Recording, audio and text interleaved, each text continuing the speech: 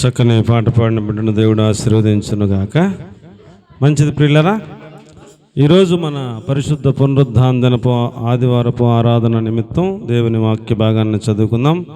కీర్తన గ్రంథము 18వ అధ్యాయము 23వ వచనాన్ని చదువుకుందాం. దోషక్రియలు నేను చేయనొల్లకుంటుని, ఆయన దృష్టికి నేను యథార్థుడనైతిని అన్నాడు. చిన్న ప్రార్థన చేసుకుందామండి.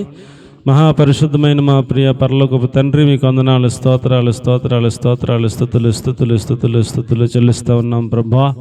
మీ పరిశుద్ధ పునరుద్ధానంలో మీ సన్నిధిలోకి మేమందరము వచ్చినట్లుగా మాకు ఇచ్చిన ఆరోగ్యం కొరకే మీకు స్తోత్రం తండ్రి, సజీవత్వం కొరకే స్తోత్రం తండ్రి.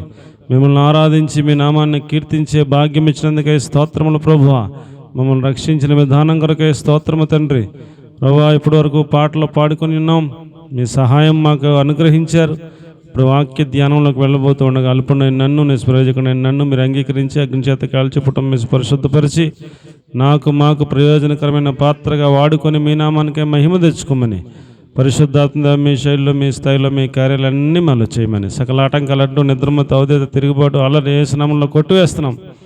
మీ సన్నిధిని మా మధ్యన అనుగ్రహించి మీరే మాతో మాట్లాడి మహిమ పొందమని యేసయ్య పేరట ప్రార్థించి అడిగి వేడుకొని పొంది ఉన్నాము తండ్రి, ఆమేన్.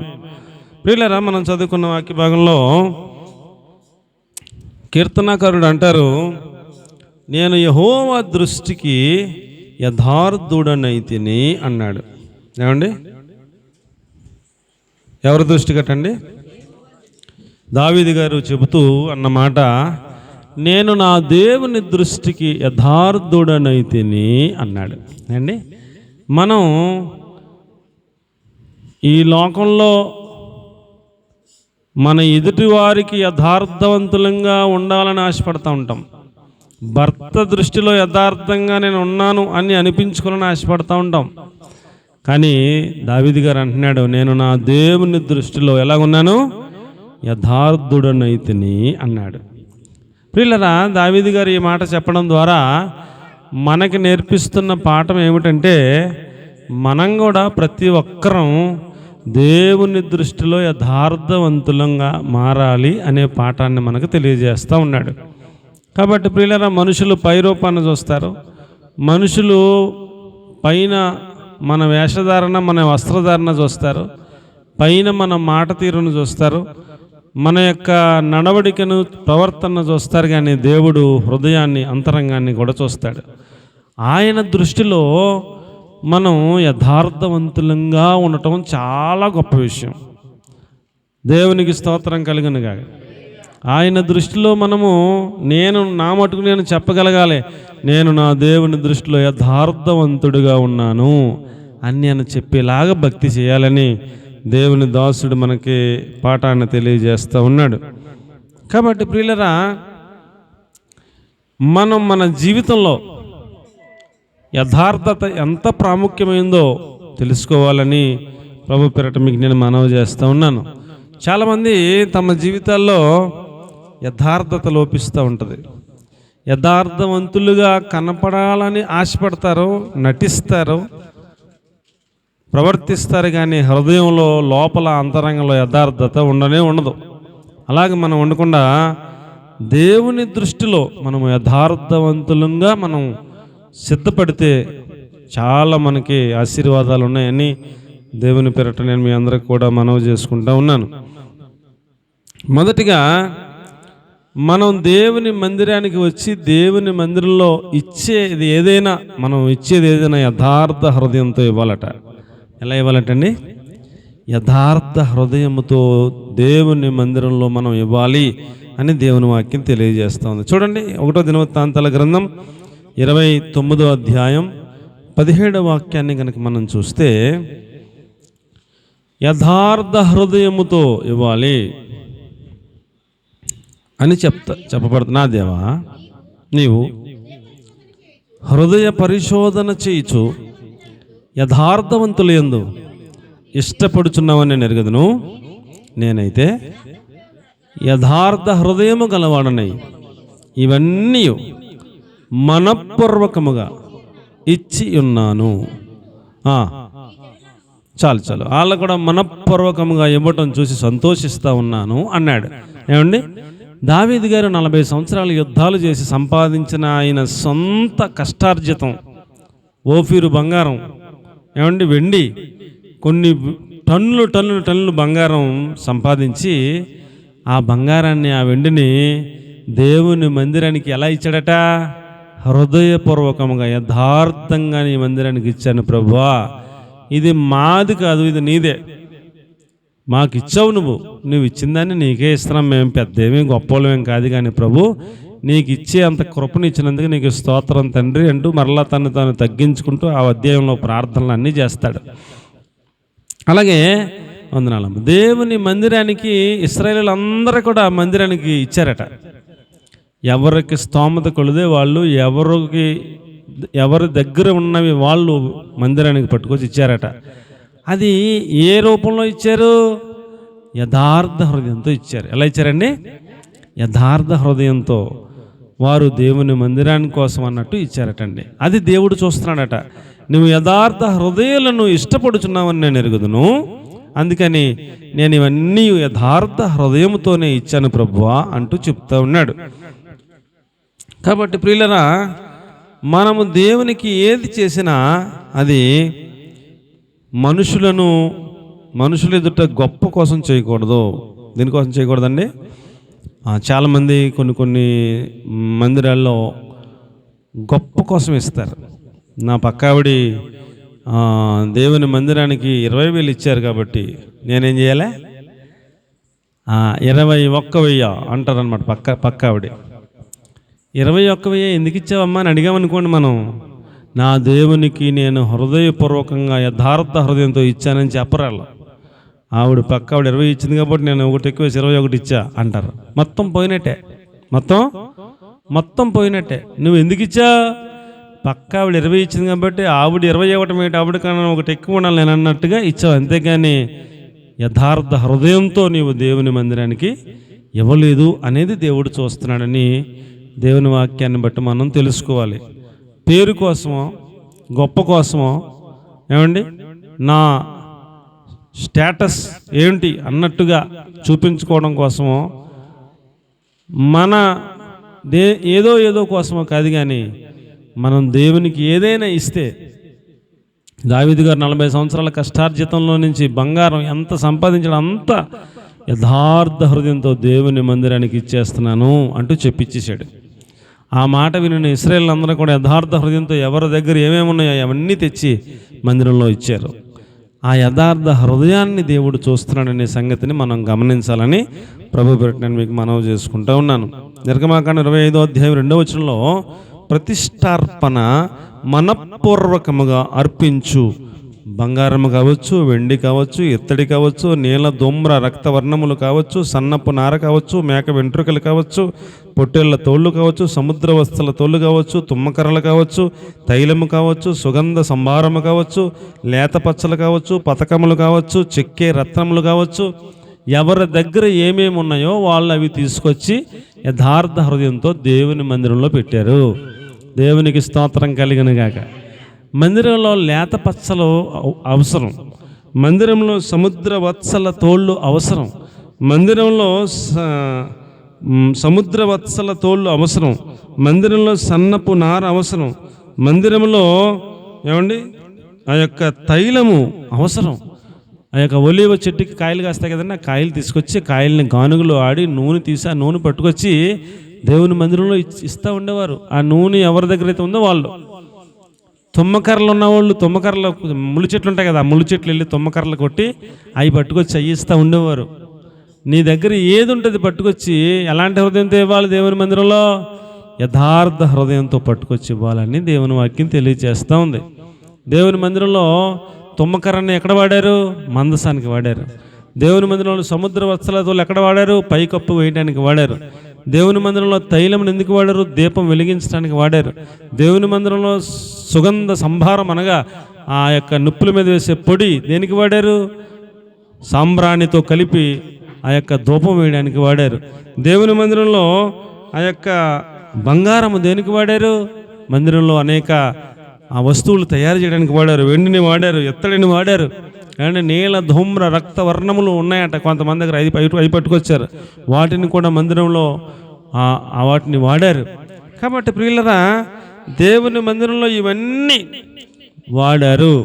కాబట్టి మనం కూడా దేవుని మందిరంలో ఏదైనా ఇవ్వాలనుకుంటే అది ఫ్యాన్ అవ్వచ్చు. మందిరంలో అవసరతలు ఏమేమి ఉన్నాయో మనకు అర్థమవుతుంది కదా. ఫ్యాను, సిమెంట్ బస్తాలో, ఇసుక, లేకపోతే ఇటుకలో, లేకపోతే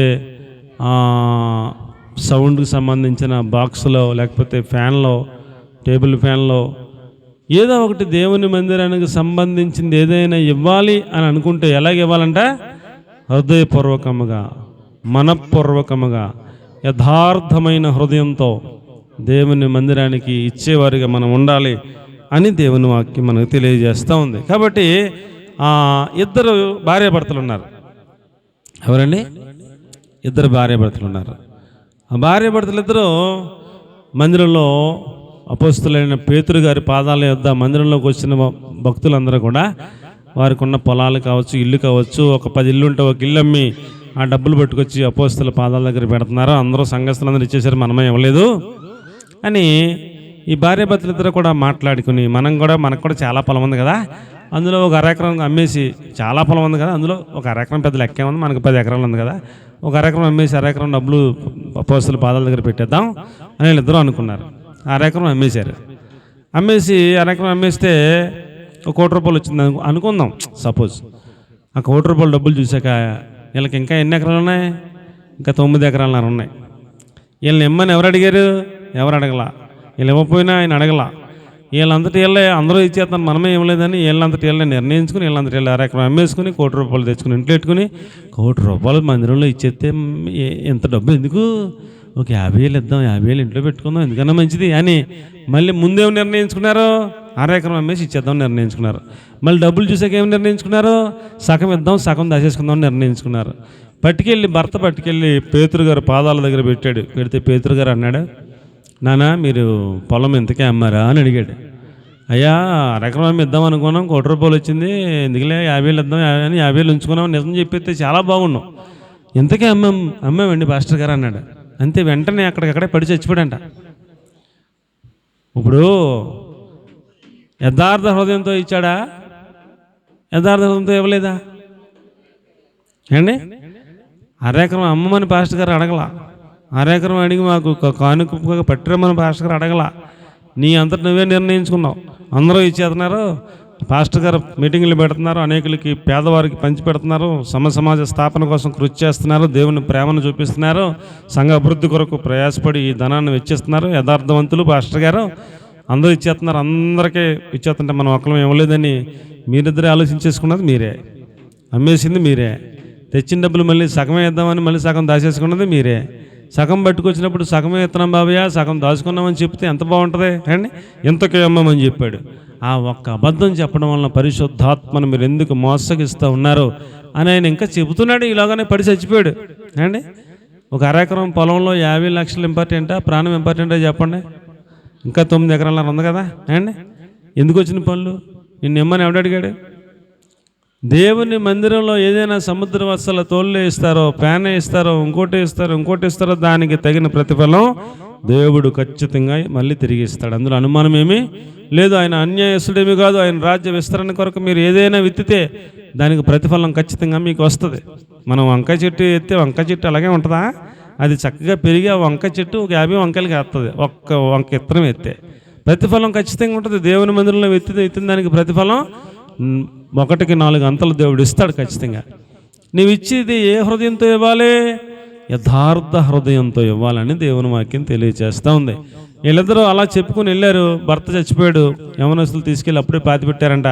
భార్య వచ్చింది. మళ్ళీ వస్తే భార్యను కూడా అడిగాడు ఆయన, అమ్మ మీ ఆయన గారు తెచ్చి ఇక్కడ ధనం పెట్టారు, మీరు పొలం ఎంతకే మిత్రా అన్నాడు. మళ్ళీ ఆవిడ కూడా ఏమంటుందండి? అంతకే అమ్మ పాస్టర్ గారు అంటుంది. ఆవిడ అబద్ధం చెప్తుంది. ఆవిడ కూడా అక్కడికక్కడే పడి చచ్చిపోయింది. ఇప్పుడు ఇక 50 లక్షల కోసం వీళ్ళిద్దరూ ఏం చేశారండి? అబద్ధం ఆడి ప్రాణాలు పోగొట్టేసుకున్నారు. మరి మిగిలిన 9 ఎకరాలు ఎవడు తింటాడా అండి? ఇంకా మిగిలిన ఆస్తులు ఇంకా పొలాలు ఉన్నాయి, అన్నీ ఎవడు తింటారా? ఎందుకు వచ్చిన పనులండి? మనము ఏదైనా చేస్తే ఎలా చేయాలి చెప్పండి? యథార్థ హృదయంతో చేయాలని దేవుని పేరట మీకు నేను మనవి చేసుకుంటూ ఉన్నాను. మీరు పరిచర్య చేస్తారా, మీరు కానుక ఇస్తారా, మీరు ఫ్యాన్లు ఇస్తారా, మీరు దేవుని మందిరానికి ఏం చేయాలనుకుంటున్నారో అది ఎలా చేయాలట? యథార్థ హృదయంతో చేయండి. దానికి తగ్గ ప్రతిఫలం ఖచ్చితంగా దేవుడు మీకు ఇస్తాడు. దావీదు గారు యథార్థ హృదయంతో ఇచ్చాడు. ఇస్తే దావీదు గారికి ఆ భూమి ఉన్నంతకాలం నీ సింహాసనం మీద ఒక కుమారుడు నీకు ఉంటాడనే ఒక గొప్ప వాగ్దానాన్ని ఆయన పొందుకున్నాడు. ఆయన ఇచ్చిన మందిరాన్ని ప్రేమించినటువంటి ఆ యొక్క యథార్థ హృదయాన్ని బట్టి అతడికి చిరకాలము ఆశీర్వాదం వాగ్దానంగా పొందుకున్నాడు. ఆయన సింహాసనం మీద యేసుక్రీస్తు ప్రభులు వారే నిరంతరము కూర్చుంటాడట. అలాంటి భాగ్యాన్ని సంపాదించుకున్నాడు. యేసుప్రభు వారు భూమి మీదకి వచ్చినప్పుడు దావీదు కుమారుడా అని పిలిపించుకోవడానికి చాలా ఇష్టపడ్డాడు. దావీదు యేసయ్యకే తండ్రి జాబితాలో దావీదు పేరును ఆయన లిఖించేసాడు. అంత గొప్ప భాగ్యాన్ని సంపాదించేసుకున్నాడు మందిరాన్ని ప్రేమించడం ద్వారా.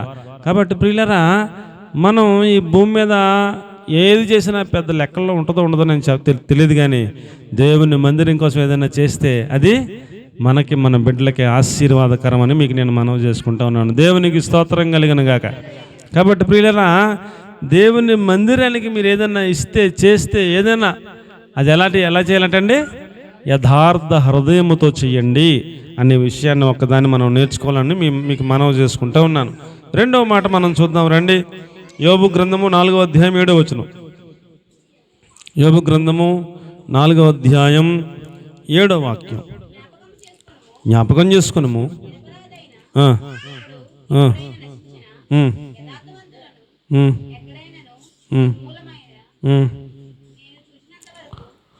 యథార్థమైన మాటలు ఎంతో బలమైనవి. యోబు గ్రంథం 4వ అధ్యాయం 7వ వచనం. అదేనా?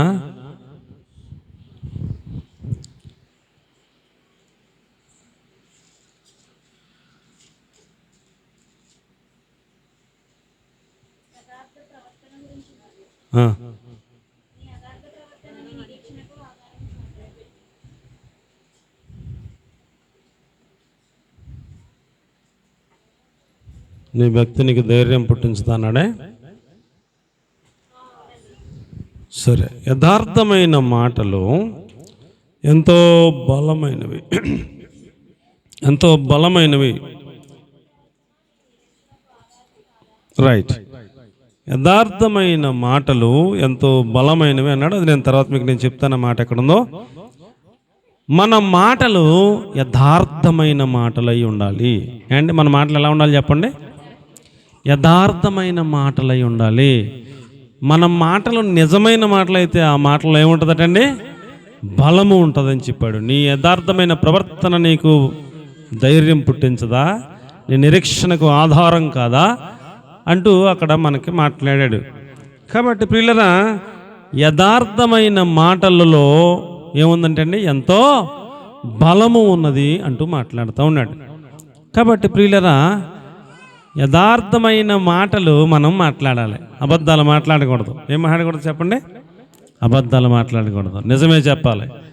అవునంటే అవును, కాదంటే కాదు అన్నట్టుగా మన మాటలు ఉండాలని దేవుని వాక్యం మనకు తెలియజేస్తూ ఉంది. కాబట్టి ప్రియులరా, మనం ఏ సందర్భంలో మాట్లాడినా, ఎప్పుడు మాట్లాడినా, భర్తతో మాట్లాడినా, లేకపోతే బంధువులతో మాట్లాడినా, బయట వాళ్ళతో మాట్లాడినా, అప్పులు తీసుకున్న వాళ్ళతో మాట్లాడినా, ఎవరితో మాట్లాడినా మన నోట్లోంచి మాట వచ్చిందంటే అది ఎలాంటి మాట అయి ఉండాలి? యథార్థమైన మాట అయి ఉంటే నీకు వాల్యూ ఉంటుంది, నీ మాటకి బలం ఉంటుంది, నీకు గౌరవం ఉంటుంది.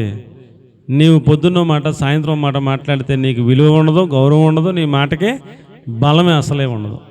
అసలు ఎవరు లెక్క చేయరు. కాబట్టి మనం జీవిత యాత్రలో ఎవరితో మాట్లాడినా, ఏం మాట్లాడినా ఆ మాట ఎలాంటి మాట అయి ఉండాలండి?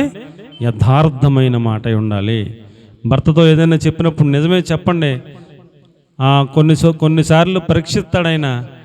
ఒక సంవత్సరంలో 6 నెలల్లో పరీక్షిస్తాడు. ఏది చెప్పినా నిజమే చెప్తుంది, మా ఆవిడ అబద్ధం చెప్తాను. ఒక నిర్ధారణకు వచ్చాక పూర్తిగా నమ్ముతాడు. నీ మాటకు చాలా విలువిస్తాడు. ఆ మాట చాలా గౌరవిస్తాడు. నీ వ్యక్తిత్వాన్ని చాలా గౌరవిస్తాడు.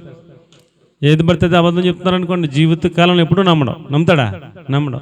భర్తే నమ్మడు, బయట వాళ్ళు నమ్మరు, ఎవరు నమ్మరు. అసలు వాల్యూ ఉండదు మనకి.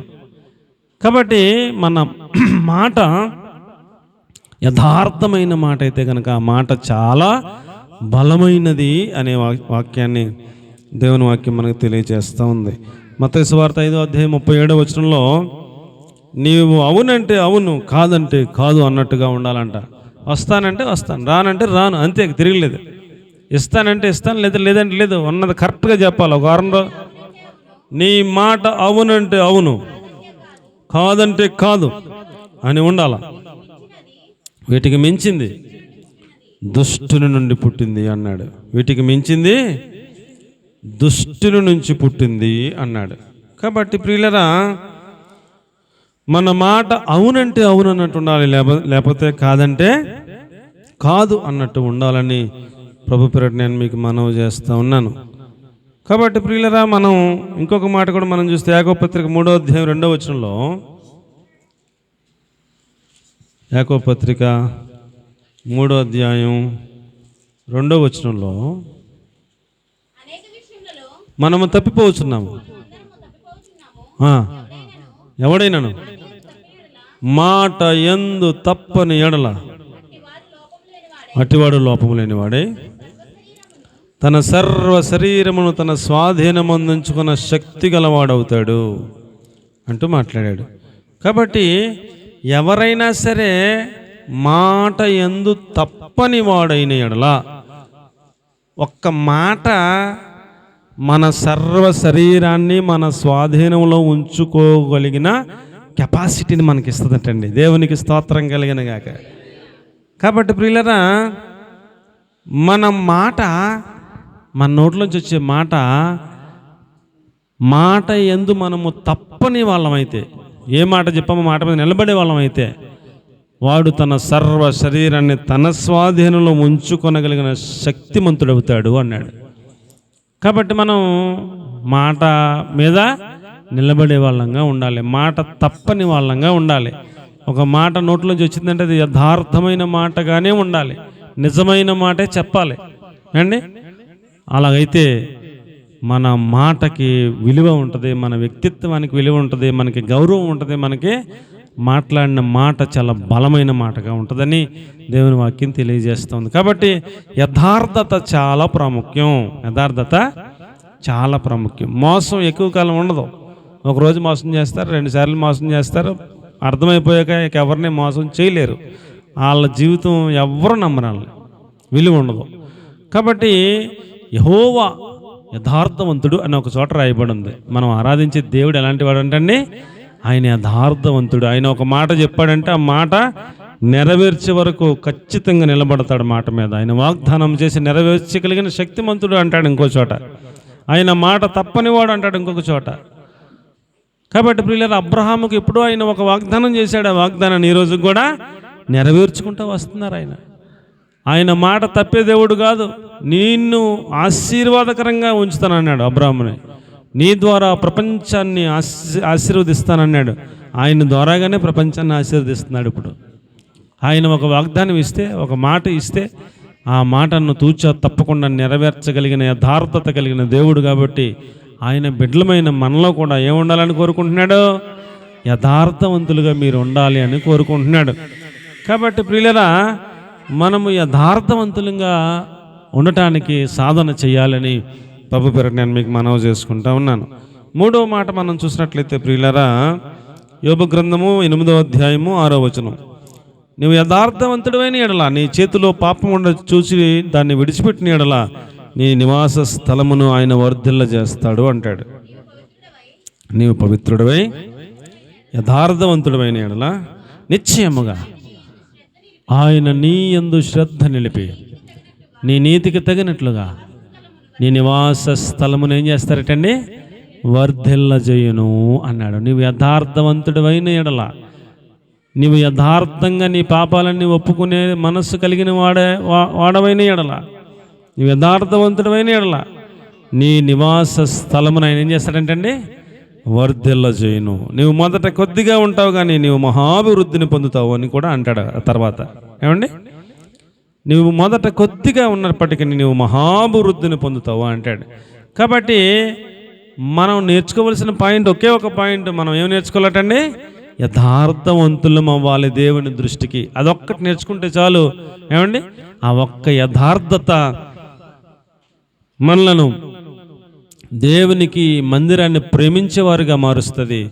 ఆ ఒక్క యథార్థత ఏమండి మనలను సమాజంలో విలువ కలిగిన వారిగా, మన మాట బలమైన మాటగా ఉండేటట్లుగా చేస్తుంది. ఆ ఒక్క యథార్థత మన నివాస స్థలమును వర్ధిల్లజేస్తుంది, మహాభివృద్ధిని పొందే స్థాయికి మనల్ని తీసుకుని వెళ్తుంది అనే సత్యాన్ని మీకు నేను జ్ఞాపకం చేస్తూ ఉన్నాను. కాబట్టి యథార్థత చాలా చాలా చాలా చాలా ప్రాముఖ్యం. ఏం ప్రాముఖ్యం చెప్పండి? యథార్థత చాలా ప్రాముఖ్యం. కాబట్టి మనం ఒంటరిగా ఉంటే ఎలాగ ఉన్నామో 10 మందిలో కూడా అలాగే ఉండాలి. మన పక్కన ఎవరైనా ఒకరు ఉంటే ఎలాగ ఉంటున్నామో మనం ఒంటరిగా ఉన్నప్పుడు కూడా అలాగే ఉండాలి అండి. ఇది సాధన చేయాలి. ఏం చేయాలండి? సాధన చేయాలి. ఇప్పుడు మీరు ఒక్కలే ఉన్నారనుకోండి, మీరు సెల్ ఆన్ చేసి ఏది పడుతుందో చూస్తూ ఉంటారు. మీ పక్కన చర్చ్ మెంబర్ ఎవరైనా ఒకరు వచ్చి కూర్చున్నారనుకోండి, అప్పుడు ఏం చేస్తారు? ఒకసారి చూసేది మార్చి దేవుని పాట పెడతారు. అవునా కదా అండి? సపరేట్ దేవుని పాట పెడతారు. ఆమె చూసి సిస్టర్ గారు ఎంత మంచిదో, దేవుని పాటే పెట్టుకుందో, దేవుని పాటలే చూస్తారనుకుంటా అని ఒక పాట నీ దాకా కూర్చుంటారు. తర్వాత అలా వెళ్ళిపోతారు. అలాగే వెళ్ళిపోగానే మళ్ళీ మనం దేవుని పాట తీసేసి మళ్ళీ మనకు నచ్చింది ఏదో సీరియల్ పెట్టేసుకున్నాం అనుకోండి. యథార్థవంతులమా కదా? యథార్థవంతులం కాదు. తేడా. సాధన చెయ్యాలా. ఎవరో ఒక తోటి భక్తురాలు చర్చ్ మెంబర్ వస్తేనే భయం వస్తుంది కదా. నా సాక్ష్యం ఏమని చెప్పుద్ది, ఈవిడ 10 మందికి వెళ్ళి ఈవిడ సీరియల్ చూద్దండి అని చెప్పుద్దేమో అని ఏండి. ఆవిడ రాగానే సీరియల్ ఆపేస్తాం, యేసుప్రభు పాట పెట్టుకుంటాం. ఆవిడ వెళ్ళిపోగానే మళ్ళీ సీరియల్ ఎందుకు పెడతావు? యథార్థత లేదు అనే ఒక సిగ్నల్ మనకు అంతా ఉంది. కాబట్టి మనం ఒంటరిగా ఉన్నప్పుడు దేవుడి పాట చూడాలా? ఎవరైనా సంఘస్థులు వచ్చి పక్కన కూర్చొని దేవుని పాట చూడాలి. మన గదిలో ఎవ్వరూ లేనప్పుడు, పిల్లలు లేనప్పుడు, భర్త లేనప్పుడు కూడా దేవుని పాటే చూడాలి. అప్పుడు మనం యథార్థవంతులం. అర్థమవుతుందంటారా నా మాట? ఏమన్నా మీకు అమ్మా అర్థమవుతుందంటారా? కాబట్టి భార్య ఉన్నప్పుడు దేవుని వాక్యం పెట్టుకుని, పిల్లలు ఉన్నప్పుడు దేవుని వాక్యం పెట్టుకుని, వాళ్ళు ఎవరో లేనప్పుడు సినిమా పెట్టుకుని, మరి ఇక యథార్థత ఏముంటుందండి? ఏమీ ఉండదు. కాబట్టి మనం ఎవరు ఉన్నా ఎవరు లేకపోయినా నా దేవుడు నన్ను చూస్తున్నాడు 24 గంటలు అనే ఒక స్పృహలో మనం ఉండి గనక జీవిస్తే మనం 24 గంటలు ఎప్పుడు కూడా యథార్థతను విడిచిపెట్టలేము. ఎప్పుడు ఒకేలాగా ఉంటాం, లోపల బయట ఎక్కడ అయినా ఒకేలాగా ఉంటాం. అందులో అనుమానం ఏమీ లేదని మీకు నేను మనవి చేసుకుంటా ఉన్నాను. అలాగైతే మన గుడారములు వర్ధిల్లుతాయి, మహాభివృద్ధి పొందుతాం అంటూ చెప్పాడు. ఇశ్రాయేలీల గుడారాలు ఎలాగున్నాయో చూడండి, ఎంత బాగా చెప్పాడు. అమ్మ చదవరా? సంఖ్యాకాండం 24వ అధ్యాయం 5వ వచనం. వారి గుడారాలు ఎంతో రమ్యములు అన్నాడు. ఇశ్రాయేలీల గుడారాలు ఏంటంట? రమ్యములు అంటండి. యాకోబు నీ గుడారములు, ఇశ్రాయేలు నీ నివాస స్థలములు ఎంతో రమ్యమైనవి. ఏంటంటే అంతర్రమ్యం. ఇక్కడ మధ్యలో కర్రేసి, ఆ చివర కర్రేసి గుడారం, చిన్నగా గుడారం కట్టుకుని అక్కడ మేఘం ఉన్నంతసేపు అక్కడ ఉండి మేఘం అలా కదలగానే మళ్ళీ ఎక్కడికక్కడ ఇప్పేసి మళ్ళీ పట్టిపోతుంది. అది గుడారం అంటే. ఇలా బిల్డింగ్లు కాదండి. మేఘం నుంచుంటే అలా గుడారం వేస్తారు. అప్పటికప్పుడు మేఘం కదిలిపోతే ఎప్పుడు గుడారం అప్పటికప్పుడు ప్యాక్ చేసి పట్టుకుపోతారు. అది గుడారం అంటే. టెంట్ అనమాట అండి. ఆ గుడారం ఎలా వర్ణిస్తున్నాడు దేవుడు? నీ గుడారములు ఎంతో రమ్యమైనవి అంటూ వర్ణిస్తూ ఉన్నాడు. దేవునికి స్తోత్రం కలుగనుగాక. కాబట్టి ప్రియులరా, మనం యథార్థవంతులం అయితేనండి మన గుడారములు రమ్యమైన గుడారాలుగా మారిపోతాయి. దేవునికి మహిమ కలుగునుగాక. సామెతల గ్రంథం 3వ అధ్యాయం 33వ వాక్యాన్ని కనుక మనం చూస్తే, సామెతల గ్రంథం 3వ అధ్యాయం 33వ వాక్యాన్ని కనుక మనం చూస్తే, అమ్మా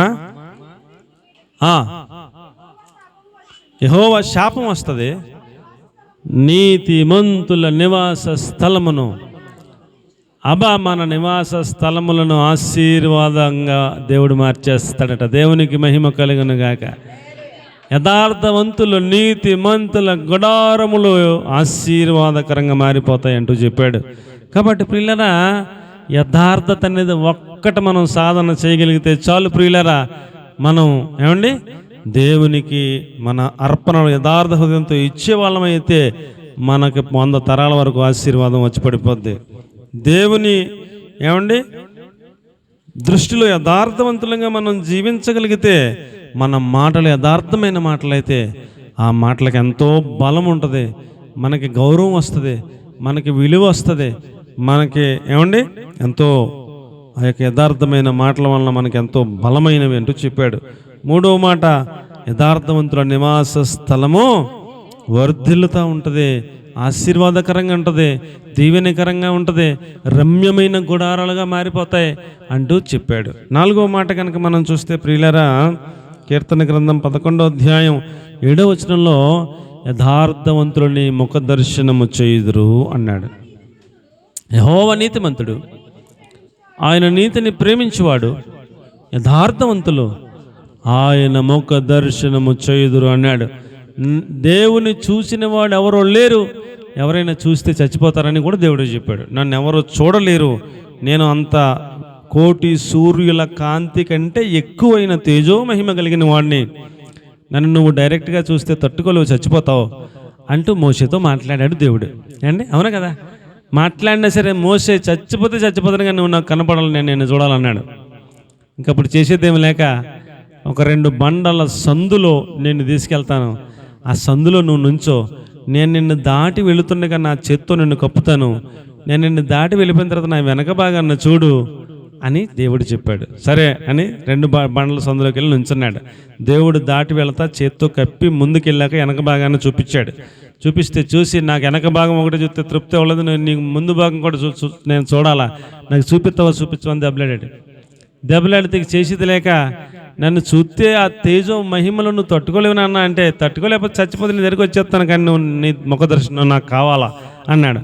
కావాలంటే సరే రా సేనాయి పర్వతం మీదకి రమ్మంటే తెల్లారకుండా వెళ్తే ఆయన మేఘస్తంభంలో పరలోకంలోంచి దిగి వచ్చి, ఆ మేఘంలో ఒకవైపున యేసుప్రభు కూర్చుని, ఆ మేఘంలో మోషేని ఎక్కించుకుని ఈ వైపున మోషేని కూర్చోబెట్టుకుని 40 పగల 40 రాత్రులు ముఖాముఖిగా ఆయన ముఖ దర్శనం చూపించాడు.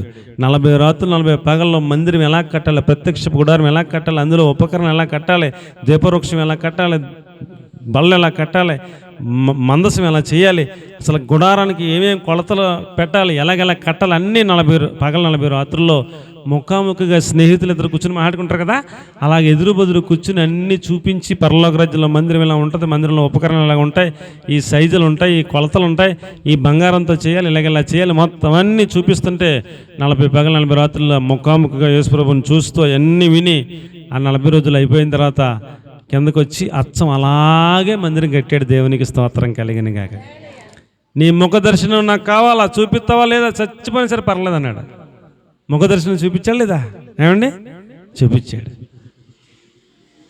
అపోస్తలుడైన సౌలును పౌలుగా మార్చిన సందర్భంలో మిట్ట మధ్యాహ్నం యేసుప్రభు ప్రత్యక్షమయ్యాడు సౌలుకి. మిట్ట మధ్యాహ్నం ఎండ ఎలా ఉంటుందండి? సూర్యుడు ఎండ ఎలా ఉంటుంది? చాలా తీవ్రంగా ఉంటుంది. ఆ తీవ్రమైన ఎండలోనే యేసుప్రభు ప్రత్యక్షం అవగానే ఇంకా వెలుగు, కోటి సూర్య కాంతులంత వెలుగు వచ్చిందంట. వస్తే ఆ వెలుక్కి పడిపోయాడంట సౌలు. గుర్రం నుంచి పడిపోతే కళ్ళు పోయినాయి, 2 కళ్ళు పోయినాయి.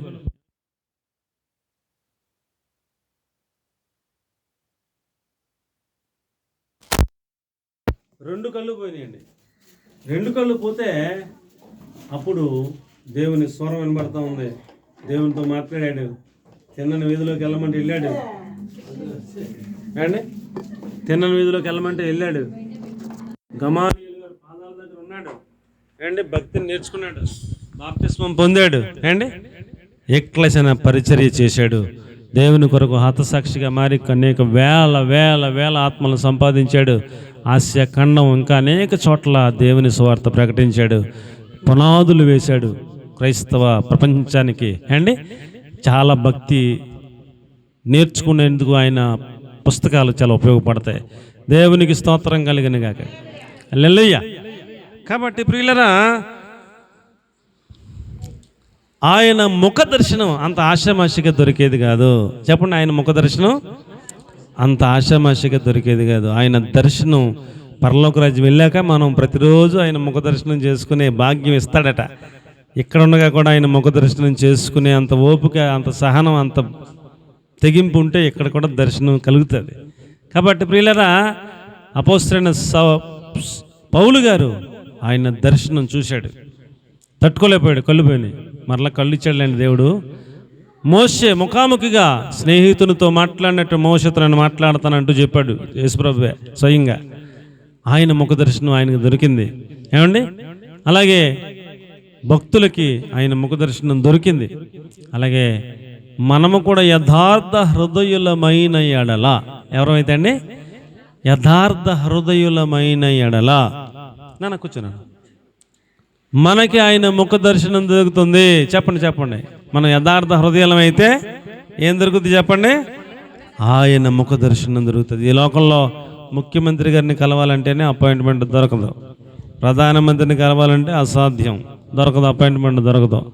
ఒక్కోసారి మనం సామాన్యమైన మనుషులు, ఎమ్మెల్యేలకే అపాయింట్మెంట్ దొరకదంట. ఎవరికండి? ఎమ్మెల్యేలకే అపాయింట్మెంట్ దొరకదంట. 2 రోజులు 3 రోజులు వెయిటింగ్ చేస్తారంట ఢిల్లీ వెళ్ళి, అయినా అపాయింట్మెంట్ ఎవరంట. ఒక్కోసారి మళ్ళీ వెనక్కి వచ్చేస్తారంట. ఎమ్మెల్యేలకి, ఎంపీలకు కూడా దొరకదంట అపాయింట్మెంట్. ఈ లోకంలో ఒక అధికారికి అంత ఆధిక్యత ఉంటే, ఈ సకల ప్రపంచాన్ని సృష్టించిన మహాదేవుడు ఆయన ముఖ దర్శనం ఎవరికి ఇస్తాడంట? చెప్పండి. యథార్థవంతులైతే చాలు ఆయన ముఖ దర్శనం చూసే భాగ్యాన్ని ఇస్తానని దేవుని వాక్యం మనకు తెలియజేస్తూ ఉంది. దేవునికి స్తోత్రం కలుగును గాక. ఈరోజు దేవుడు మనకి ఇస్తున్న వర్తమానం ఒకే ఒక పాయింట్, ఎక్కువ పాయింట్లు ఏం లేవు, ఒక పాయింటే. మనము యథార్థవంతులముగా సాధన చేయాలి, యథార్థవంతులంగా మనము జీవించాలి. ఆ యథార్థవంతులుగా ఉంటే ఏమేమి ప్రయోజనాలు, ఒక 7 విధానాలు మనం ధ్యానం చేసుకుంటా ఉన్నాం. మొదటి మాట, మనం యథార్థ హృదయంతో దేవుని మందిరాన్ని ప్రేమించే వాళ్ళం అయితే అండి, మనం యథార్థ హృదయంతో దేవునికి ఇచ్చే వాళ్ళం అయితే దానికి తగినట్టుగా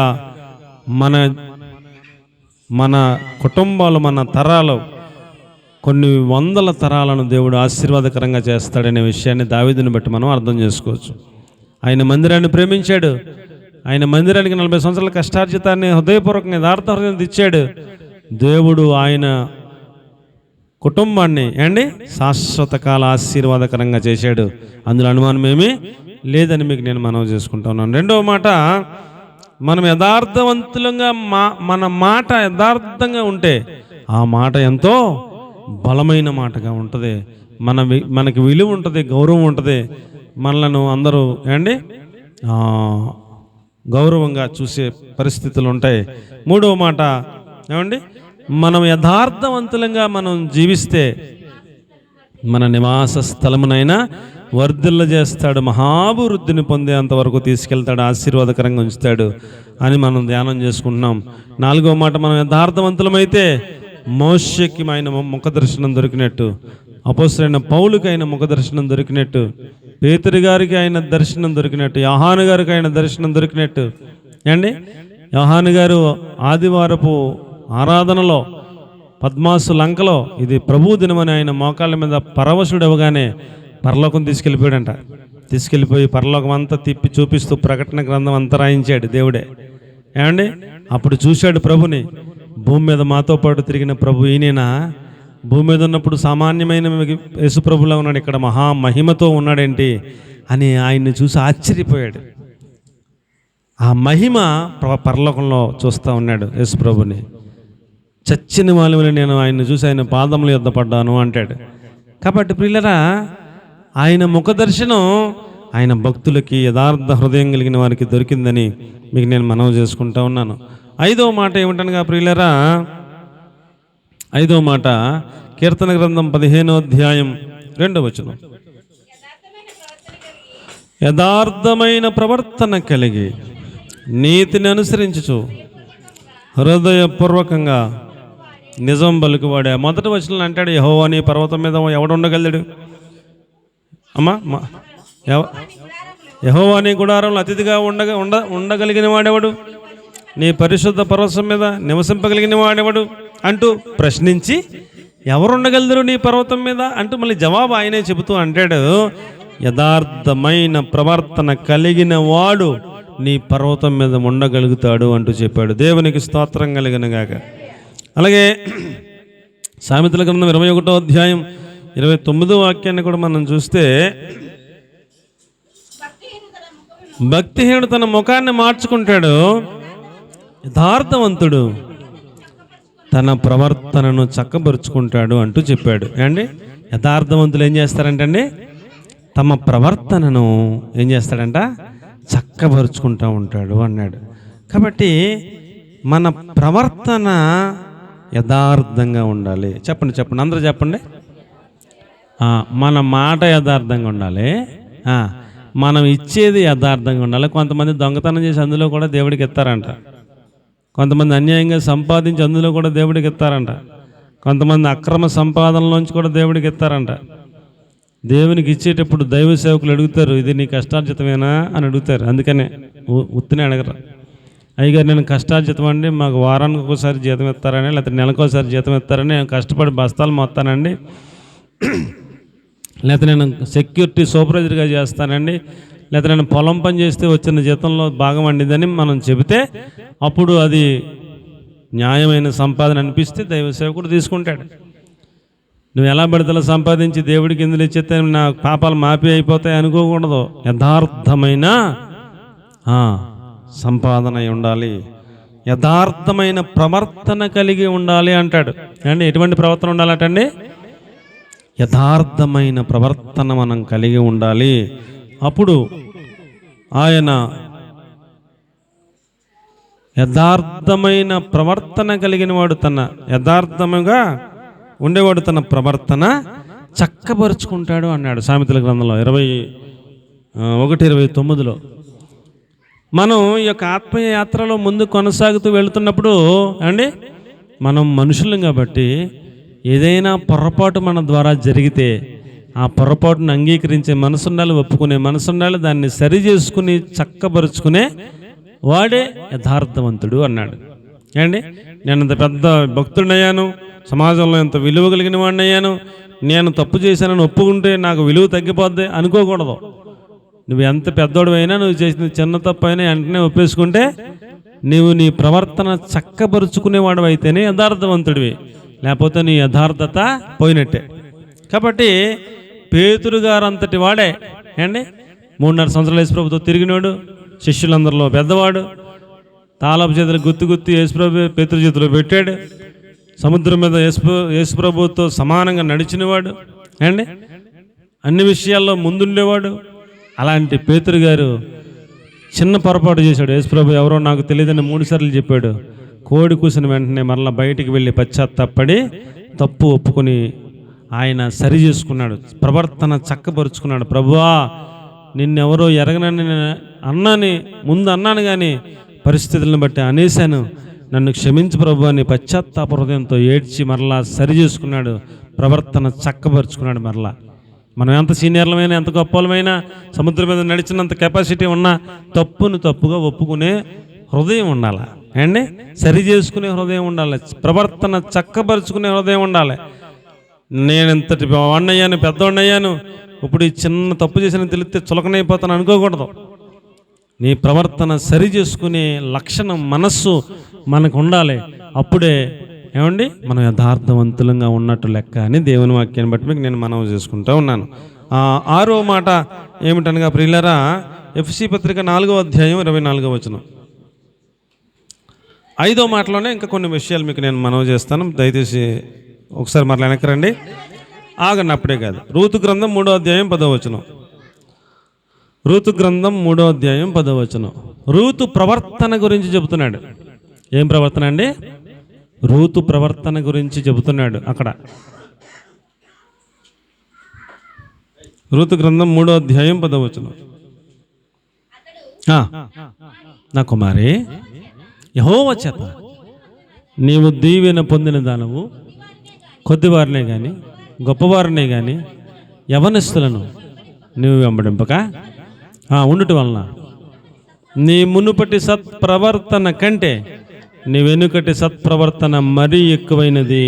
యెహోవా నిన్ను ఆశీర్వదించడానికి నీవు వచ్చావంటూ బోయజు గారు దీవించి పంపించాడు. ఏమండి, రూతు గారి ప్రవర్తన మనం చూస్తే ప్రియులారా, ఆమె భర్త చనిపోయాడు. చనిపోతే తోటి కోళ్ళేమో ముద్దు పెట్టుకుని వెళ్ళిపోయి మోయాబీయుడిని ఎవరినో పెళ్లి చేసుకుంది. ఈమె మాత్రం అత్తని హత్తుకుని బెత్లెహేం వచ్చింది. అత్త అనుమతి తీసుకుని పరిగెరుకుంటకి వెళ్ళింది. పొద్దున్నెళ్ళి పరిగెరుకుంటకి తల వంచిన పిల్ల సాయంత్రం వరకు ఆ పరిగె మీదే దృష్టి పెట్టింది. కానీ నీ చుట్టూ చాలామంది పనులు ఉన్నారంట, యవనస్తులు ఉన్నారంట, పనులు ఆడపిల్లలు ఉన్నారంట, పనులు పక్కన ఎవరి వంక చూడటం కానీ మాట్లాడటం కానీ ఏ కుర్రోడంక కూడా చూడలేదంట. తాను ఎందుకు వచ్చింది? పరిగెరుకుంటకు వచ్చింది. పరిగెరుకుంది. అన్ని గింజలు అయితే ఆ గింజలు పెట్టుకుని వెళ్ళిపోయి దంచుకుని అన్నం వండుకుని అత్తమ్మకి పెట్టి ఆవిడ తింటుందంట ప్రతిరోజును. ఈ పొలం మీద పెద్ద పల్లేరు ఉంటాడు కదా, ఆయన గమనిస్తున్నాడు. ఈ పిల్ల ఎవర్రా ఎంత కుదురుగా ఉంది, ఇంతమంది యవనస్తులు ఉన్నారు, మా ఎంక ఎవడెంకన్నా సొత్తదేమో నాళ్ళు ఎదురు చూస్తున్నారు, ఒక్కొక్క కొన్ని ఎత్తున్నారు. ఈ పిల్ల ఎవడెంక సొత్తలేదేంట్రా, ఈ యవనస్తురాలే మళ్ళీ పైగా పెద్ద వయసు ఏం కాదు, యవన కాలంలోనే భర్త చచ్చిపోయాడు, ఎవరింకా చూడకుండా ఎంత కుదురుగా ఉందంటే ఈ పిల్ల ఎవరి పిల్ల అని ఎంక్వైరీ పెట్టాడు ఆయన. నయోమి పెద్ద కోళ్ళ అని చెప్పి తెలుసుకున్నాడు. ఆమె ప్రవర్తన చాలా అద్భుతంగా ఉంది, ఎక్సలెంట్గా ప్రవర్తిస్తుందని యజమానుడు బోయజ్ గారు వచ్చినప్పుడు ఆ పిల్ల ఎవరు కొత్తగా ఉందని అడిగితే మొత్తం చెప్పాడు. పిల్ల ఎవరో కానీ అద్భుతంగా ఉందండి, నయోమి గారి కోళ్ళని పెద్ద కోళ్ళని ఎంక్వైరీ చేస్తే నేను తెలుసుకున్నాను. వచ్చిన కానీ నుంచి వెళ్ళేదాకా కిందకి ఎట్టిన తలకాయ కిందే ఉంటుంది, పక్కన సొత్తలేదు, ఆ పక్కన చూతలేదు, ఈ పక్కన చూతలేదు, యవనస్తులకు బోలంతమంది అలా కొన్నేసి ఉంచారు. ఎప్పుడైనా తలకాయ ఎత్తితే చూపు కలుపుదాం ఏదో ఒకటి చేద్దామని వాళ్ళు అలా చూస్తున్నారు. కానీ ఎవడంకా సొత్తలేదు, పరిగేరుకుంటుంది, వెళ్ళి వాళ్ళ అత్తమ్మకి పెట్టి ఆవిడ తింటుంది. ఇంత మంచి ప్రవర్తన కలిగిన పిల్లల్ని నేను ఇంతకాలంలో చూడలేదు అయ్యారు అని మంచి రిపోర్ట్ ఇచ్చాడు. అప్పుడు ఆ యజమాని, యెహోవా రెక్కల కింద నీవు బహుమానం పొందడానికి వచ్చావమ్మా, దేవుడు నిన్ను ఆశీర్వదించిన కాక ఆమె ప్రవర్తనను బట్టి యజమాని ట్రీట్మెంట్ మొదలుపెట్టాడు. పని వాళ్ళందరూ బావికాడికి వెళ్ళి నీళ్ళు తాగుతారు, నా కోసం కొండల్లో తెచ్చి పోస్తారు, ఇక్కడ నువ్వు అక్కడికి వెళ్ళకు, ఇక్కడ నా కోసం తెచ్చి నీళ్ళు తాగు అన్నాడు. ఏండి ఎందుకన్నాడు అలాగని? ప్రవర్తన. ఎందుకన్నాడండి? మంచి ప్రవర్తనను బట్టి నేను తాగే నీళ్ళే తాగు, నువ్వు కూడా ఇక్కడే తాగు అన్నాడు. పని వాళ్ళందరూ తింటాక అక్కడికి వెళ్తారు చెట్ల కింద, నువ్వు నేను తిని ఇక్కడే తిని అన్నాడు యజమాని. అండి ఆ పని అంతా అయిపోయి ఇంటికి వెళ్ళి ముందు కేకేసి ఆవిడ ఏరుకున్న ఎన్ని గింజలు అయితే ఏం సరిపోతాయమ్మని ఆయన ఇంకొక 4 దోశలు వేసి వెళ్ళమని పంపించేవాడంట. ఏమి చూసి ఈ దీన దాసరాల పైన ఎంత దయ చూపిస్తున్నావయ్యా అంటే, నీ రిపోర్ట్ నాకు మా పెద్దపల్లి చెప్పాడు, నీ ప్రవర్తన బట్టి నీకు ప్రతిఫలం వెళ్ళమన్నాడు. పేలాలు తింటా పేలాలు పెట్టాడు, ఆ ఒక్క పిల్లకే పెట్టాడు, అందరికీ ఎట్లా అండి? ఆమె ప్రవర్తనను బట్టి ఆమెను అంతగా ప్రేమించాడు. నయోమికి బంధువే అవుతాడంట ఆయన. అండి 500 ఎకరాలకి వాండర్ గారు అంటండి. ఎన్ని ఎకరాలండి? 500 ఎకరాలకి వాండర్ గారు అంటండి. ఆయన పెళ్లిగానుడు అండి, ఈవిడ్ని పెళ్లి చేసేసుకున్నాడు. ఎవరిని పెళ్లి చేసుకున్నాడండి? అంత యజమానుడు 500 ఎకరాలకు ఆసామి. ఈ బిడ్డ ప్రవర్తనను బట్టి ఎంత మంచి ప్రవర్తన కలిగిన బిడ్డ నేనైతే దొరకదో, అత్తను హత్తుకున్న విధానం కావచ్చు, నీ దేవుడు నా దేవుడు అని చేసిన నిబంధన కావచ్చు, ఆమె ప్రవర్తన కావచ్చు, ఎంతకంటే యోగ్యురాలు ఎవరో లేరు, నీవు యోగ్యురాలు నేను ఎరుగుదును అని ఆయనే పెళ్లి చేసేసుకున్నాడు. ఏ పొలంలోకి అయితే పరిగెరుకుంటకి వెళ్ళిందో అదే పొలానికి యజమానురాలు అయిపోయింది. దేవునికి స్తోత్రం కలిగిన గాక. కాబట్టి ప్రియులరా, మన ప్రవర్తన యథార్థంగా ఉంటే ఏండి, మనం మొదట పరిగెరుకుంటకి వెళ్ళి వాళ్ళమైన ఆ పొలానికి యజమానురాలు అయ్యి అంత ఆశీర్వాదాన్ని దేవుడు మనకి ఇస్తానని చెప్తున్నాడు. అది రూతు ద్వారా నెరవేర్చాడు. దేవునికి స్తోత్రం కలిగిన గాక. ఆమె ప్రవర్తన ఆమెను అంత ఉన్నత స్థితికి, యేసుప్రభు తల్లుల జాబితా చెప్పండి అంటే అందులో ఈవిడి పేరు కూడా ఉంది. యేసుప్రభు తల్లుల జాబితా చెప్పమంటే అందులో ఈవిడి పేరు కూడా ఉంది. అంత భాగ్యవంతురాలు అయిపోయింది. మోయాబు అంటే శపించబడిన దేశం. మోయాబు అంటే మోయాబు మీద నా చెప్పి విసిరివేస్తానన్నాడు దేవుడే. అలాంటి మోయాబులో పుట్టిన పిల్ల ఎలాగైపోయిందండి? ఇజ్రాయేల్ దేశంలో ఒక వ్యక్తిగా, యేసుప్రభు వంశావళిలోనే ఒక తల్లుల జాబితాలో ఒక తల్లిగా, బోయజు గారు అంతటోడికి భార్యగా. ఏమి ఆశీర్వాదం అండి, ఏమి ఆశీర్వాదం అండి. ఏంటి సార్ ఎంత ఆశీర్వాదం? యథార్థమైన ప్రవర్తన. అంతే అంతే. ఏం ప్రవర్తన అండి? యథార్థమైన ప్రవర్తన, అంతే, ఇంకేం లేదు. చిన్నప్పుడు నాకు ఎక్కువ పనులు చెప్తుండేవారు చర్చిలో. అరే అబ్బాయి ఈ పని చేయి, ఆ పని చేయి అని చేస్తాం కాబట్టి మిగతా వాళ్ళు చేయరు. చర్చికి వస్తారు అందరూ చక్కగా ఆమె అనగానే ఎవడికి మట్టుగా వెళ్ళిపోతాడు, ఎవడేం చేయరు. ఏదైనా పని చేయాలంటే కలబడి పని చేసేవాడు నేను, ఇంకొక 2 ఉండేవాళ్ళు. నేను ఫస్ట్ వాళ్ళు నా తర్వాత ఏ పని చేయాలన్నా. ఒక ఇంటికాడ మీటింగ్ ఎట్లంటే మైకులు ఎట్టుకెళ్ళిపోయి సైకిల్ మీద అన్ని పట్టుపోయి అన్నీ పెడతాం, మళ్ళీ అయిపోయి మళ్ళీ తెచ్చుకొచ్చి మళ్ళీ మందిరంలో ఏడతాం, మందిరం తొడుతాం, అన్ని పనులు ఫస్ట్ అనమాట. అలా చేస్తాం వల్ల అన్ని పనులు చెప్పేవారు. ఏదన్నా పని చెప్తే యథార్థంగా చేసేవాళ్ళం. ఎలా చేసేవాళ్ళం అండి? యథార్థంగా చేసేవాళ్ళం. ఆ యథార్థత చూసి ఎటువంటి పనైనా అప్పచెప్పేవారు. నేను ఇంత చిన్నప్పుడు అప్పుడున్న దైవ సేవకుడు టెస్టింగ్ పెట్టాడంట, నాకు తెలీదు. ఆ పెద్దోళ్ళని, నా అంత వయసున్న వాళ్ళని పిలిచి, ఈ పిల్లోడు నమ్మకస్తుడు, భవిష్యత్తులో ఈ పిల్లోడిని ఏ పనికైనా వాడుకోండి అని చెప్పాడంట. ఆ టెస్టింగ్ ఏంటి? ₹1 గుడ్డు తెమ్మన్నారు నన్ను. అప్పుడు గుడ్డు 90 పైసలు, 10 పైసలు మళ్ళీ కొట్టేయని ఇచ్చాడు. నేను అటుకెళ్ళి గుడ్డు 10 పైసలు ఆయనకి ఇచ్చాను పట్టుకెళ్ళి. నాకన్నా ముందు ఒకటి పంపారంట, నాకు తెలియదు. ఆడికి ₹1 పంపుతాడు, ₹1 ఇస్తే ఆడికి గుడ్డు ఇచ్చాడు, కొట్టేయను 10 పైసలు ఇచ్చాడు. 10 పైసలు మళ్ళీ గొట్టలు కొనేసుకున్నాడు. ఈ 5 ఏళ్ళకి 5 కొట్టాలా, ఈ 5 ఏళ్ళకి 5 కొట్టాలి, 10 పైసలకి ఎన్ని కొట్టాలా? 10 కొట్టాలు వస్తాయి. ఇది ఇందులో 5 పెట్టుకుని ఇందులో 5 పెట్టుకుని ఒకటి తినేసి జాయిగా వచ్చి గుడ్డు ఇచ్చాడంట, 10 పైసలు ఇవ్వలేదంట. ఒక పూటే అప్పుడే ఆయన నిర్ధారణ చేసేసాడు, సుధాకర్ వస్తే ఏ పనైనా చెప్పండి. అంతకు ముందు ఆడు వచ్చాడు కదా, ఆడికి ఏ పని చెప్పకండి. ఆడు నమ్మకస్తుడు కాదు. ₹1 ₹10 10 పైసలు తినేసాడు. ఒకవేళ ₹10 పని అప్పచెప్పమనికి ఎంత తినేస్తాడు? ₹1 తినేస్తాడు. ₹100 పని అప్పచెప్తే ₹10 తినేస్తాడు. ₹1,00,000 పని ఏదైనా చెప్పేవంటే 10 ఏళ్ళు ఖచ్చితంగా తినేస్తాడు. 90,000 పని చేస్తాడు. ఆడు కొంచెంలో నమ్మకం లేదు కాబట్టి ఎక్కువలో కొన్ని నమ్మకంగా ఉన్నాడు. ఏ పని చెప్పకండి. వీడి ₹1,00,00,000 పని అయినా చెప్పండి, వీడు ఖచ్చితంగా యథార్థంగా చేస్తాడని చెప్పాడంట. ఆయన సిస్టమ్ అలాగే ఉంది. అప్పుడు ఆయన అంతగా మనిషిని కనిపెట్టాడు. ఆ రోజు నుంచి ఈ రోజు వరకు ఏ పని చెప్పినా అంత యథార్థంగా చేసి పెట్టే మనసు, అలాంటి హృదయం దేవుడు నాకు ఇచ్చాడు. ఏ పని చేసినా లెక్కలు కరెక్ట్గా ఇది ఇలాగ అన్ని రాసేసి శుద్ధ పైసలు పట్టుకెళ్ళి అప్పచెప్పేసేవాడు ఫస్ట్లోనే. చిన్నప్పుడే ఇదేంటి ఇంత కరెక్ట్గా ఉంటాడు వీడని ఆశ్చర్యపోయేవారు. ఇంత యథార్థమైన మనసు దేవుడికి ఇచ్చాడు. ఈ పిల్లని వాడుకోండి, ఈ పిల్లడికి చెప్పండి ఏ పని చెప్పినా అని అలాగా పెద్దోళ్ళందరికీ చెప్పాడంట ఆయన. నేను కొంచెం పెద్దయ్యే కాలం నాకు కనపడినప్పుడు చెప్పారు, నీకు ఏ పనైనా చెప్పమన్నాడరా, నీవు యథార్థవంతుడు అంట, నమ్మకస్తుడు అంట, ఆయన కనిపెట్టాడంట, నీకు ఇమ్మన్నాడు, మిగిలిన వాళ్ళకి ఎవరికి ఇవ్వద్దన్నాడు ఏ పని అయినా అని చెప్తే నేను ఆశ్చర్యపోయాను. ఆహా, ఎలా కూడా ఉంటుందా అని. కాబట్టి మనం యథార్థమైన ప్రవర్తన కలిగిన వారం అయితే ఏం చేస్తారంట? యథార్థమైన ప్రవర్తన కలిగిన వాళ్ళం అయితే చెప్పండి ఏం చేస్తారంటండి? పరిగేరుకుంటాకు వచ్చే ఆవిడ ఏమైపోయిందండి? 500 ఎకరాల గల ఆసామికే యజమానురాలుగా అయిపోయింది. దేవునికి స్తోత్రం కలిగినగాక. మన ప్రవర్తన యథార్థముగా ఉండాలి. దేవునికి స్తోత్రం చెప్పండి ఒకసారి. 1 సమూయేలు గ్రంథం 8వ అధ్యాయం 5వ వచనం కనుక మనం చూస్తే, ప్రియులరా, సమూయేలు ప్రవర్తన యథార్థంగా ఉంది, సమూయేలు కొడుకుల ప్రవర్తన యథార్థంగా లేదు. సమూయేలు ప్రవర్తన ఎలాగుంది చెప్పండి? చిన్నప్పుడు సమూయేలుని మందిరంలో వదిలేసింది వాళ్ళ అమ్మ. ఇప్పుడు సమూయేలు ముసలోడు అయిపోయాడు. చిన్నప్పటి నుంచి ముసలోడు అయ్యేదాకా ఆయన ప్రవర్తన అంతా జల్లెడ పెడితే ఇశ్రాయేలు అందరిని నుంచోబెట్టి, నేను చిన్నప్పటి నుంచి మీ మధ్యలో పెరిగాను, ఎప్పుడైనా ఎవరి దగ్గరైనా ఏమైనా లంచం తీసుకుని అడిగితే అందరూ చెప్పారు, నీవు యథార్థవంతుడు, నీవు ఎవరి దగ్గర ఏం తీసుకోలేదని మొత్తం అందరూ సాక్ష్యం చెప్పారు. మరి వాళ్ళ కొడుకుల గురించి అడిగితే ఏం చెప్తారు తెలుసా? వాళ్ళ కొడుకుల ప్రవర్తన అస్సలు బాగలేదు.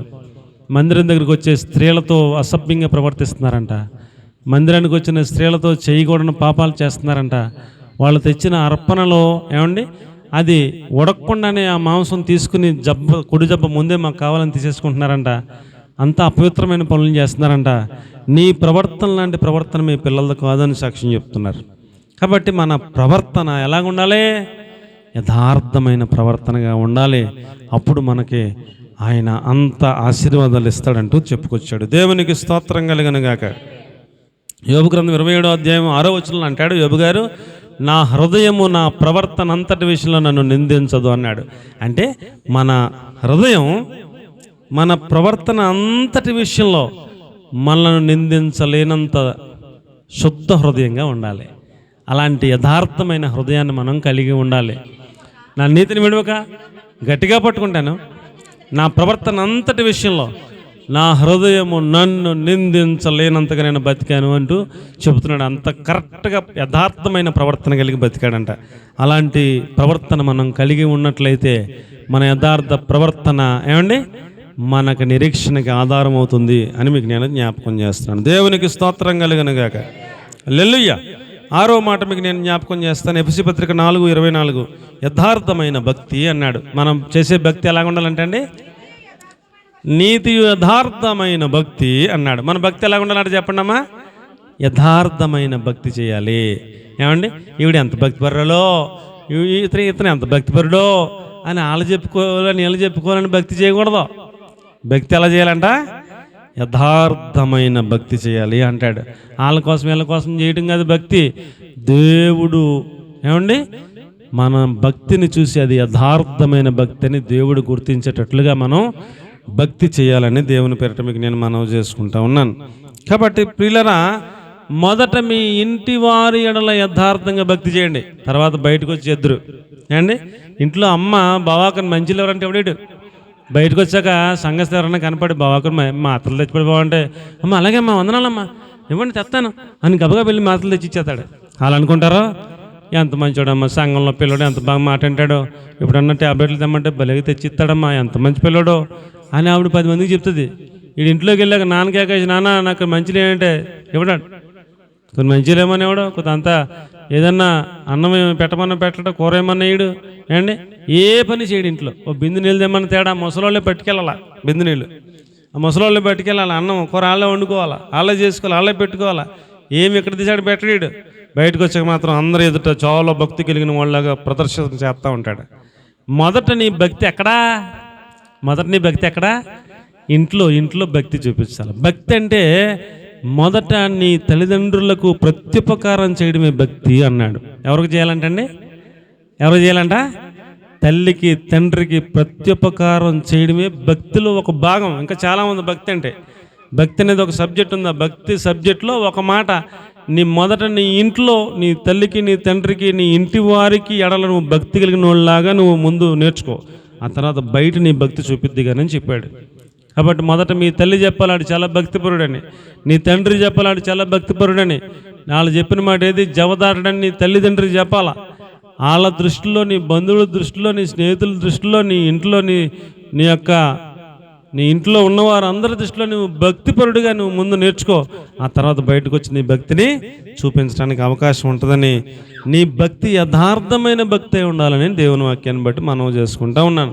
కాబట్టి పిల్లలు ఏం చేయాలి చెప్పండి, భక్తి మొదట ఇంట్లో వారి మాట విని భక్తి నేర్చుకోండి, ఆ తర్వాత బయట భక్తి పరులాగా మిగతా పనులు చేదురు. కానీ మొదట ఇంట్లో అమ్మకి నాన్నకి, ఇంట్లో ఇంకా పెద్దవాళ్ళు ఉంటారు, వాళ్ళకి మాట విని లోబడి వాళ్ళకి పరిచర్య చేసి ప్రత్యుపకారం చేసి వాళ్ళ మీద ప్రేమ చూపించి, ఏమండి మీరు మొదట ఇంట్లో భక్తి నేర్చుకోవాలని దేవుని వాక్యాన్ని బట్టి మీకు నేను మనవి చేసుకుంటా ఉన్నాను. ఇంకా భక్తి అంటే మన నోటికి కళ్ళె వేసుకోవడమే భక్తి అన్నాడు ఇంకో చోట. ఇంకా భక్తి గురించి చాలా పెద్ద ఉపదేశం సబ్జెక్ట్ ఉంది, అందులోకి నేను వెళ్ళదలుచుకోలేదు. ఈరోజు మన అంశం యథార్థత. చెప్పండి ఏంటండి, యథార్థమైన భక్తిని మనం చేయాలి. ఏమండి, అంతే తప్ప ఇంట్లోనేమో ఒకలాగా బయటేమో చాలా భక్తిపరులాగా వేషం వేయటం మంచిది కాదు అని నేను మనవి చేసుకుంటా ఉన్నాను. ఆఖరి మాట 7వ మాట నేను చెప్పి ముగించాలని ఆశపడతా ఉన్నాను. 7వ మాట కూడా మనం ధ్యానం చేసుకుందాం. 2 కొరింథీ 8:24, 2 కొరింథీ 8:8 యథార్థమైన ప్రేమ అన్నాడు. నీ ప్రేమ ఎలా ఉండాలి, నీ ప్రేమ ఎలాగ ఉండాలి, యథార్థమైన ప్రేమగా ఉండాలి. ఏండి, కలిసి వస్తే ఒకలాగా ప్రేమ, కలిసి రాకపోతే ఇంకోలాగా ప్రేమ, ఏంటి వాళ్ళ దగ్గర డబ్బులు ఎక్కువ ఉంటే ఒక రకమైన ప్రేమ, డబ్బులు లేనప్పుడు ఇంకో రకమైన ప్రేమ. ఏమండి, మనిషిని బట్టి ప్రేమ మారిపోతూ ఉంటుంది. ఇలాంటి పనులు కాదు. మన ప్రేమ ఎలా ఉండాలి చెప్పండి. కాబట్టి నీ ప్రేమ యథార్థమైనది, నీ విషయమైన మా అతిశయం చాలు, నీ ప్రేమ యథార్థమైనది అంటూ సాక్ష్యం చెప్తున్నాడు ఆయన. కాబట్టి మన ప్రేమ ఎలా ఉండాలటండి చెప్పండి. యథార్థమైన ప్రేమ. మనకేం కలిసి వచ్చినా కలిసి రాకపోయినా, అవతల దగ్గర డబ్బులున్నా లేకపోయినా, మనం ప్రేమించే ప్రేమ ఎలాంటిది ఉండాలటండి, యథార్థమైన ప్రేమగా ఉండాలి. భర్త గారు ఒక 1000 రూపాయలు తెచ్చిన రోజున ప్రేమ ఒలిగిపోతుంటుంది. 1000 రూపాయలు ఎలా ఇవ్వగానే భార్యకి ఎలా ఉంటుందో తెలుసండి, ప్రేమ ఆ రోజున చాలా ప్రేమగా ఉంటుంది. మరుసటి రోజున రూపాయి తెల్లదనుకోండి, ఇక ఎలా చూడాలా, నీకు నేను ఇలాంటి దొరుకు నీ నా పేనం తీసేస్తున్నావు, నీకు అనవసరంగా దొరికాను, అలాగని మొత్తం పురాణం అంత తిప్పేస్తుంటారు. మరుసటి 2000 తెచ్చాడు అనుకోండి, అబ్బా ప్రేమ పెరిగిద్ది. అప్పుడు ధనాన్ని బట్టి ప్రేమ పెరగటం తగ్గటం ఉండకూడదు. పరిస్థితులను బట్టి ప్రేమ పెరగటం తగ్గ ఉండకూడదు. ప్రేమలో ఏముండాలంటండి? యథార్థత ఉండాలి అని చెప్తున్నాడు. కాబట్టి మన ప్రేమ అండి పరిస్థితులను బట్టి, ధనాన్ని బట్టి, లేకపోతే ఇంకో దాని మీద ఆధారపడినటువంటి ప్రేమగా ఉండకూడదు. మన ప్రేమ ఎలా ఉండాలంటండి? యథార్థమైన ప్రేమగా ఉండాలని దేవుని వాక్యం తెలియజేస్తూ ఉంది. మనలో ఏమీ లేదు, కానీ దేవుడు యేసుప్రభు వారు మనలను ఉచితంగానే ప్రేమించాడు. మనలో ఏమైనా టాలెంట్ చూసి ప్రేమించాడా? అందం చూసి ప్రేమించాడా? ఆస్తి చూసి ప్రేమించాడా? ఏమంటే మన దగ్గర ఏం చూసి ప్రేమించాడు? పాపముల చేత, అపరాధముల చేత చచ్చి పడి ఉన్న స్థితిలో మనం ఉండగా, నరక పాత్రులమై ఉండగా మనలను ప్రేమించి, మనలో ఏమీ ఆయనకి ఇంత కోశాన్ని కూడా మంచి ఏమి కనపడపోయినా మనలను ఆయన ఉచితమైన ప్రేమతో ప్రేమించి మనకు బదులుగా ఆయన చనిపోయి పునరుద్ధానుడై మనలను ఆయన ప్రేమ చేత కొనుక్కొని పరిశుద్ధపరుచుకొని పరలోక రాజ్య పౌరులుగా చేస్తున్నాడు. ఆ ప్రేమలో ఎటువంటి స్వార్థం లేదు. అలాగే మన ప్రేమలో కూడా ఏముండకూడదు? ఎటువంటి స్వార్థ ప్రయోజనము లేకుండా మనము యథార్థమైన ప్రేమ కలిగి ప్రేమించే వాళ్ళమైతే ఆయన అలాంటి యథార్థవంతులను ఇష్టపడుతూ ఉన్నాడు అని నేను మీకు మనవి చేసుకుంటూ ఉన్నాను. ఉదాహరణకి మదర్ తెరెసా గారు ఇతర దేశాల నుంచి వచ్చారు. ఆమె ఏమి ఆశించి ఇక్కడ పరిచర్య చేశారు? ఏమి ఆశించి చేయాల? కుష్టి రోగి వ్యాధిగ్రస్తుల దగ్గర పరిచర్య ఆమె చేస్తూ ఉండేవారంట. ఒక జర్నలిస్టు, దేశవ్యాప్తంగా పేరున్న జర్నలిస్ట్ వెళ్ళి ఈమెకి ఎంత సహనం ఎలాగొచ్చింది, ఎలా చేస్తుంది, అలా చూద్దాం, ఇందులో ఏమన్నా డబ్బు ఏమైనా వస్తుందేమో, అందుకని చేస్తుందేమో అని తెలుసుకుందామని జర్నలిస్ట్ ఇలా అక్కడ కూర్చొని ఇంటర్వ్యూ కోసం కొబ్బరి పెడితే మదర్ తెరెసా గారు నేను వస్తున్నాను బాబు కాసేపు కూర్చో అన్నారట అతను కూర్చున్నాడు. ఒక 5 నిమిషాలు కూర్చున్నాక ఓపిక నశించిపోయి ఎంతసేపు లోపల ఏం చేస్తుంది ఇవ్వడం, లోపలికి వెళ్ళడానికి చూద్దామని లోపలికి వెళ్తే కుష్టి వ్యాధిగ్రస్తులకి ఆ కాలు మీద పుండు కింద పడిపోయిందంట. ఆ పుండులో పురుగులు ఉన్నాయంట. ఆ పురుగుని ఇలాగ ఏదైనా పరికరం పెట్టిలా లాగుదామంటే పురుగు వస్తుందా? ఇలా గుచ్చిలా లాగుదామంటే కొంచెం ఇలా కూర్చుంటే మళ్ళీ లోపలికి వెళ్ళిపోతుంది, వస్తలేదు. ఎంత ప్రయత్నించినా రావట్లా. అప్పుడు ఆవిడ నోరు అక్కడ పెట్టి నోటుతో ఇలా లాగితే పురుగులన్నీ నోట్లోకి వచ్చినాయంట. ఈ అల్తాకి వెళ్ళిన ఆయన చూసి ఆ సన్నివేశం చూడటానికి ఆయనకి వాంతి వచ్చేసినట్టు ఉందంట. ఒక్క నిమిషం నిలబడలేకపోయాడంట, బయటకు వచ్చాడంట. ఆ నోటుతో లాగి నోట్లోకి వచ్చాక అవన్నీ ఊసి మళ్ళీ నోరు శుభ్రం చేసుకుని, ఇంకా దానికి సంబంధించిన నోట్లో లిక్విడ్స్ వేసుకుని శుభ్రం చేసుకుని, చేతులు శుభ్రం చేసుకుని ఆ గాయాన్ని కడిగి దానికి కట్టుకట్టి, పురుగులన్నీ వచ్చేసినాయి కదా, కట్టుకట్టి ఏం చేయాలో చేసి అప్పుడు బయటకు వచ్చారంట. కూర్చున్నారంట. ఏనానా ఏంటి, ఎందుకు వచ్చారన్నా అంటే, నేను ఏదేదో అనుకుని వచ్చానమ్మా, నేను లోనికి వచ్చి చూశాక ఇంకా నా నోట మాట ఏం రావట్లేదు, మీకు ఎంత ఓపిక ఎంత ప్రేమ ఎలాగొచ్చిందమ్మా, అసలు ఎలా తీస్తున్నామమ్మా నోటితో, అసలు నాకు అర్థమవుతలేదు, నాకు కంగారు వచ్చేస్తుందంటే, యేసుప్రభు పరలోకన్నా ఇడిచిపెట్టి వచ్చాడు నా పాపాలను క్షమించడానికే. నేను చేసేది ఆయన ప్రేమ 100% అయితే నేను చేసేది 1-2%. అంత ప్రేమ మన మీద చూపించి మన నరకం వెళ్ళకుండా తప్పించాడు ప్రభు. ఇది పెద్దది ఏముంది నాన్న అందంట. అయ్య బాబోయ్, ఈవిడిని చూస్తేనే తట్టుకోలేకపోతున్నాను, ఎంత ప్రేమ కలిగిన వాళ్ళు ఉంటారా భూమి మీద అని. ఇలా యేసుప్రభు చాలా ప్రేమ కలిగినాడు అని చెప్తుంది అని ఆ ఆర్టికల్ రాశాడు ఆయన. కాబట్టి ప్రియులరా, ఆయన ప్రేమలో స్వార్థం లేదు. ఆయన బిడ్డలమైన మన ప్రేమలో కూడా ఏముండకూడదు? స్వార్థం ఉండకూడదు. కలిసి వస్తే ప్రేమ అలాగ ఉండకూడదు. యథార్థమైన ప్రేమ కలిగిన వాళ్ళంగా మనం ఉండాలని దేవుని వాక్యం తెలియజేస్తూ ఉంది. ఆయన దృష్టిలో మనం ఎలాంటి వాళ్ళగా ఎలా ఉండాలా? దావీదు గారు ఏమంటున్నాడు? నేను యెహోవా దృష్టిలో నేను యథార్థవంతుడనైతిని అన్నాడు. మనం కూడా ప్రతి ఒక్కళ్ళని చెప్పగలగాలి, నేను నా దేవుని దృష్టిలో యథార్థవంతుడనైతిని అని చెప్పేలాగా మనం సిద్ధపడితే చాలు మన జీవితానికి అని మీకు నేను తెలియజేసుకుంటూ ఈ మాటలు ముగిస్తూ ఉన్నాను. అలాగున పరిశుద్ధాత్మ దేవుడు మనందరినీ సిద్ధపరు.